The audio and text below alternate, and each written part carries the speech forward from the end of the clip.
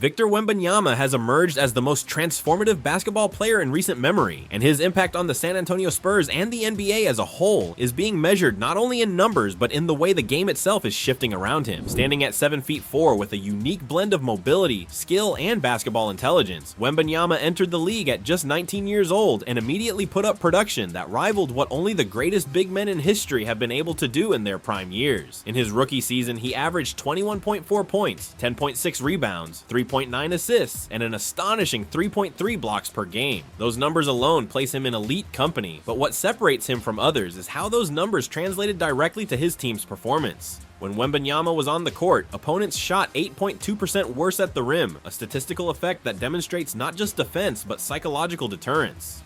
Teams stopped attacking the basket because of his presence, altering offensive schemes and forcing them into uncomfortable perimeter-heavy play. The Spurs' offense was equally dependent on his influence. With Wembanyama on the floor, San Antonio posted an offensive rating of 118.4, a figure that would have led the entire league, compared to a dismal 106.2 rating when he sat. This difference of more than 12 points per 100 possessions is staggering, and it highlights how essential his two-way game became to the team immediately. Unlike traditional big men who required years of physical development and system adjustment, Wembanyama adapted at warp speed. By his second year, before being sidelined by a deep vein thrombosis issue, he elevated his scoring to 24.3 points per game while improving efficiency and expanding his offensive repertoire. He unveiled a reliable mid-range game, continued to hit three-pointers at volume, and maintained his dominance on the defensive end. His presence helped shift San Antonio's defense from ranking 23rd in the league to 5th after the All-Star break. His impact was so pronounced that whispers of a Defensive Player of the Year award began circulating even before the setback with his health. San Antonio's strategy has amplified Wembanyama's rise. The organization's approach to team building has been deliberate and heavily focused on ensuring a foundation that could sustain long-term success. With a history of constructing dynasties, having won 5 championships in the Tim Duncan era, San Antonio has applied that same philosophy with a modern twist. They have amassed an unprecedented stockpile of draft capital, 24 future picks over the next 6 years, including the number 2 and number 14 picks in 2025, unprotected first-rounders from Atlanta in 2026 and 2027, swap rights with Boston in 2028, swap rights with Sacramento in 2031, and numerous other selections spread across the decade. This arsenal provides them with flexibility unmatched by any other franchise. They can either draft and develop as they have historically excelled at, or package assets to pursue star players from other teams. The team's young core has already begun to take shape. Alongside Wembanyama, they have added De'Aaron Fox, whose elite speed and playmaking ability create an offensive tempo few teams can match. Stephon Castle, selected 4th in the 2024 draft, quickly validated his status by winning Rookie of the Year and establishing himself as a versatile defender capable of guarding multiple positions. His ability to both create his own shot and defend 1 through 4 has made him indispensable. When the Spurs use their 2025 number 2 pick, Dylan Harper is expected to join this nucleus. Harper, a guard compared to a young De'Aaron Fox with superior size and playmaking instincts, averaged 19.4 points, 4.6 rebounds, and 4 assists in college while shooting 48% from the field and 33% from 3. His ability to thrive off the ball, cutting, spotting up, and making decisive plays makes him an ideal partner for a star who commands double teams like Wembanyama. This foundation, featuring Wembanyama, Fox, Castle, and Harper, is already positioned as one of the most talented young rosters in the league. Even with this young nucleus, San Antonio's ambitions are broader. They are being connected to trade rumors involving some of the NBA's top talents. Trey Murphy III of the New Orleans Pelicans, a 6'9" forward who averaged 21 points per game while shooting 38% from 3, represents the kind of player who can space the floor and defend while thriving alongside Wembanyama. Murphy's skill set would be a seamless fit, as defenses collapsing on Wembanyama would leave him open for high percentage shots. A potential trade package involving Jeremy Sochan, the number 14 pick, and a future first rounder could be enough to entice New Orleans, a team already strained by Zion Williamson's health issues and roster limitations.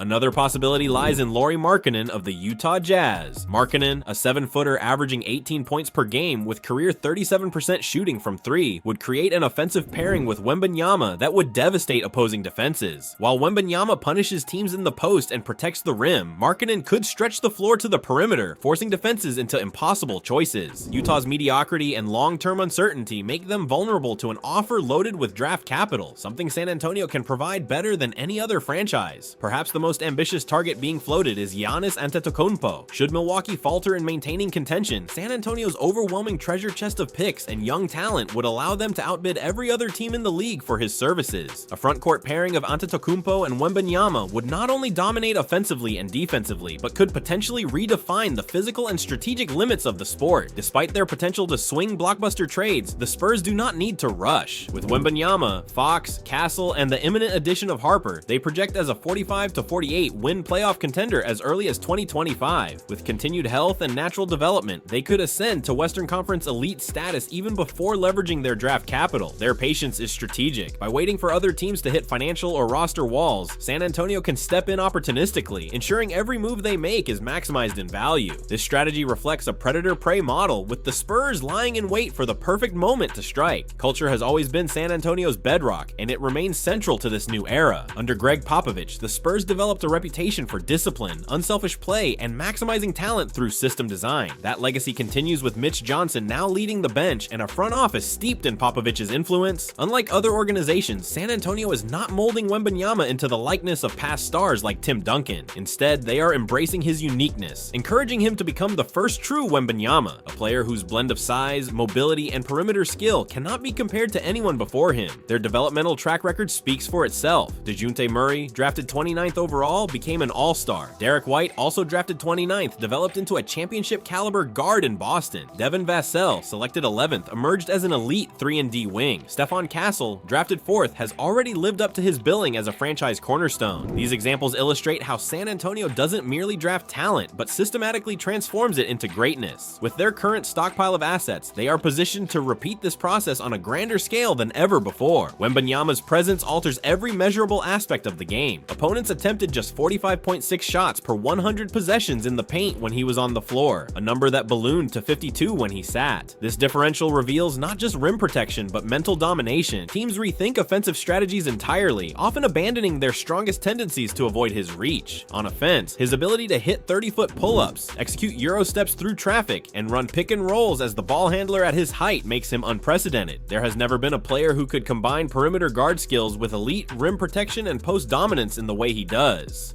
The fan base has responded accordingly. San Antonio, once defined by the fundamentals of Tim Duncan and the steady excellence of Parker and Ginobili, now erupts for Wembanyama's spectacular plays. The Frostbank Center has become an environment charged with energy, as fans recognize they are witnessing a new era unfold. The connection between the city and its new superstar is fueling the Spurs' resurgence and helping to build momentum for what could become the most dominant team of the next generation. In every measurable way, the Spurs are prepared not just to contend, but to rule the NBA for years to come. The evidence is already present in Wembanyama's numbers, the team's draft strategy, their patience in trade markets, and their ability to develop stars. The message is simple and unavoidable. The future of the NBA is in San Antonio, and the rest of the league must prepare for a new era of dominance that could last decades. For Victor Wembanyama. Same thing I've always been saying, Greeny. I think in 3 years we'll be talking about him being in the conversation as one of the best players in the game of basketball.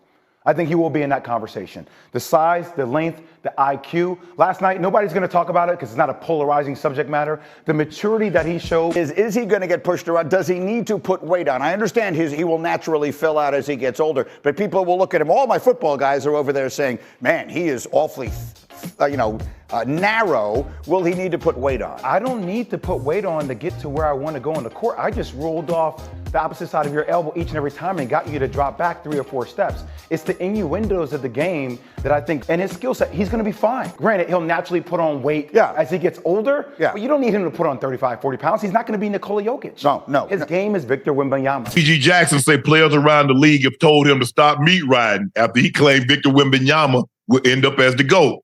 I'm looking 10, 12 years from now when he's got an extra 30 pounds and a nice goatee with a mustache. I think Wemby will be the GOAT. What? Extra 30 pounds? He can't put no 30 pounds on that frame. I mean, I think he's going to be good. He's going to be very, very good at what he does. I mean, but he's not going to be LeBron. He's not going to be Michael Jordan. You know, he's going to be up there, you know, in the top tier, but not the elite of the elite. What you think, Swish?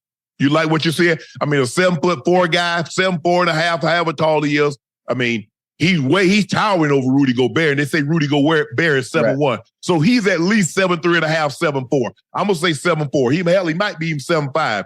But we've never seen a guy his height be this athletic. normally they're cumbersome guys. We see Manute Bol, we see Morrison, we see Bradley, but normally guys that height, they can't move like him. Right. We see what's the guy? Bobo. Bobo can move pretty good. What's the other guy? Bobon. We see Bobon. We see how cumbersome he moves. But Wemby is fluid for a man his size. He's athletic. He's rangy. He can go up and down the court. Now, Manute Bol can shoot three. but his ability to put the ball on the floor, we've never seen a man that size be able to put the ball on the floor and be able to do what he can do.